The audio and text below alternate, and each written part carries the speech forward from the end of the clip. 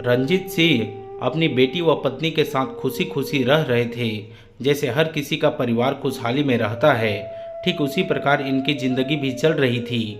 लेकिन एक दिन रंजीत की बेटी आरती के एक सवाल ने उसकी जिंदगी जीने का नजरिया ही बदल दिया। पास के स्कूल में आरती 5वीं कक्षा में पढ़ती थी।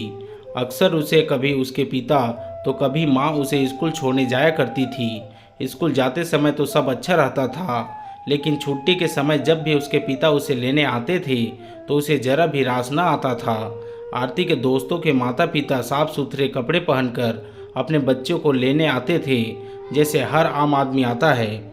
आरती अपने पिता से प्यार तो करती थी, लेकिन वो ये नहीं चाहती थी कि उसके पिता स्कूल की छुट्टी होने पर उसे लेने आए। हो भी क्यों ना, दिन में साफ सुथरे कपड़े पहनकर ड्यूटी जाने वाले रंजीत के कपड़े ड्यूटी के बाद इस कदर गंदे हो जाते थे कि बेटी नहीं चाहती थी कि वे छुट्टी के समय स्कूल आए। एक दिन छुट्टी के बाद रंजीत स्कूल के गेट के बाहर गंदे कपड़ों में अपनी प्यारी बेटिया का इंतजार कर रहे थे। आरती अपने दोस्तों के साथ हंसते मुस्कुराते बाहर आ रही थी, लेकिन जैसे ही उसने अपने पिता को देखा, गुस्से से उसका मुंह लाल हो गया। गुस्सा भी ऐसा कि पिता को देख उनके पास जाने की बजाय पैदल ही घर की ओर जाने लगी। पिता साइकिल लिए बेटी के पीछे चल दिए। कहा, आरती बैठो। निराश मन से आरती भी साइकिल के कैरियर पर बैठ गई।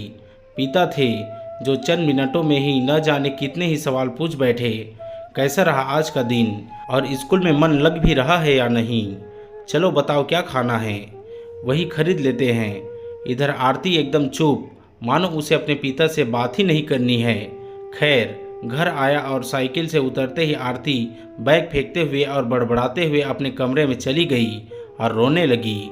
इधर उसकी माँ राधा ने ये सुना तो पीछे पीछे चली आई और पूछा, क्या हुआ आरती? आरती ने कहा, माँ तुम क्यों नहीं आती मुझे स्कूल लेने? माँ बोली, क्यों, तुम्हारे पापा उसी रास्ते से आते हैं, इसमें गलत क्या है? आरती बोली, उनके कपड़े देखे हैं, सुबह तो सब ठीक, लेकिन शाम होते होते कितना गंदा हो जाता है। मेरे सभी दोस्तों के पापा साफ सुथरे कपड़े में आते हैं। कई बार तो मेरे दोस्त पापा को देखकर मेरा मजाक उड़ाते हैं। माँ तुम ही आया करो ना मुझे स्कूल लेने।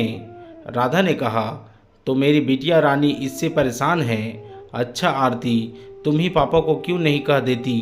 कुछ दिनों बाद आरती पापा के पास गई और कहा, पापा मुझे आपकी एक चीज़ नहीं पसंद है। रंजीत बोले, क्यों, क्या नहीं पसंद है? जरा बोल के तो देखो, तुम्हें खिलौना चाहिए क्या? आरती ने कहा, नहीं पापा, मुझे आपके वो गंदे कपड़े नहीं पसंद। सुबह तो आप घर से साफ कपड़ों में ही निकलते हैं, लेकिन दोपहर होते होते आपके कपड़े इस कदर गंदे हो जाते हैं कि मेरे दोस्त आपको देखकर मुझे चिढ़ाते हैं। रंजीत बोले, अरे बेटी, तो ये बात है, क्या कहूँ, मेरा काम ही कुछ ऐसा है। आरती बोली, पापा आप ऐसा क्या करते हैं कि शाम होते होते आपके कपड़े गंदे हो जाते हैं? रंजीत, तुम्हारी उम्र बहुत छोटी है, मैंने सोचा थोड़ी और बड़ी हो जाओ तब बताऊंगा, लेकिन नहीं, अब बता ही देना चाहिए। बिटिया रानी, मैं किसी कारपेंटर ऑफिस में काम नहीं करता, बल्कि एक मजदूर हूँ जिसे रोजाना ज़मीन से 2000 फीट नीचे पताल में जाना पड़ता है। पिछले दिनों तुमने अखबार में खबर पढ़ी थी ना, चाल धंसने से 60 लोगों की मौत, वो मेरे साथी ही थे। मैं खुशकिस्मत था क्योंकि मेरी सुबह की शिफ्ट थी, तुमको स्कूल से लेने जो आना था। आरती की आंखों में आंसू थे।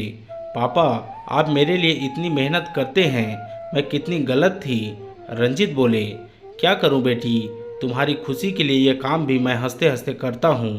इतने में पीछे खड़ी खड़ी बाप बेटी की बातें सुन रही राधा बोली, आरती तुम्हें पता भी है, तुम्हारे पापा घर से निकलते तो हैं, लेकिन उन्हें ये पता भी नहीं होता कि घर लौटेंगे भी या नहीं। मैं जानती हूँ कि कितनी मुश्किल से वो हमारे लिए पैसे कमा रहे हैं। ज़मीन की गहराई में जाकर वो कोयला निकालते हैं।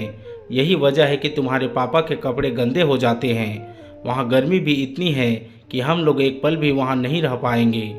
डर इस बात का बना रहता है कि चाल कभी भी धंस सकती है। लोग डर के साये में काम करते हैं। अगले दिन छुट्टी के वक्त पापा रोजाना की तरह स्कूल के गेट के बाहर गंदे कपड़े में खड़े थे, लेकिन इस बार आरती उनसे नजरें चुराने के बजाय जाकर उनके गले से लिपट गई। दोस्तों, यह कहानी आपको कैसे लगी हमें कमेंट करके ज़रूर बताएं। यदि आप नए हो तो हमारे चैनल को सब्सक्राइब भी कर लीजिए ऐसे ही बेहतरीन कहानियाँ देखने और सुनने के लिए।